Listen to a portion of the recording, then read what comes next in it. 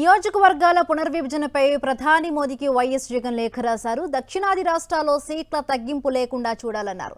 2026లో జరిగే డీలిమిటేషన్ పై దక్షిణాది రాష్ట్రాల్లో ఆందోళన ఉందని తెలిపారు.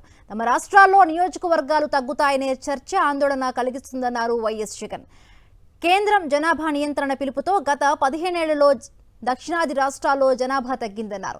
ఇప్పుడు జనాభా లెక్కల ప్రకారం డీలిమిటేషన్ చేస్తే దక్షిణాది రాష్ట్రాలకు భాగస్వామ్యం తగ్గుతుందని లేఖలో తెలిపారు. అందుకే జనాభా లెక్కల ప్రకారం డీలిమిటేషన్ లేకుండా చూడాలని కోరారు. పార్లమెంట్లో తీసుకునే విధాన నిర్ణయాల్లో అన్ని రాష్ట్రాలకు సమాన భాగస్వామ్యం కల్పించేలా ఉండాలన్నారు.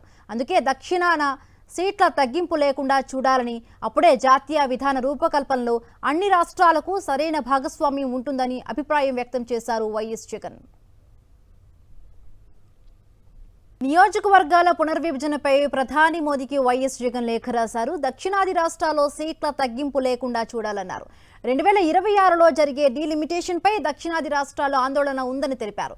తమ రాష్ట్రాల్లో నియోజకవర్గాలు తగ్గుతాయనే చర్చ ఆందోళన కలిగిస్తుందన్నారు వైఎస్ జగన్.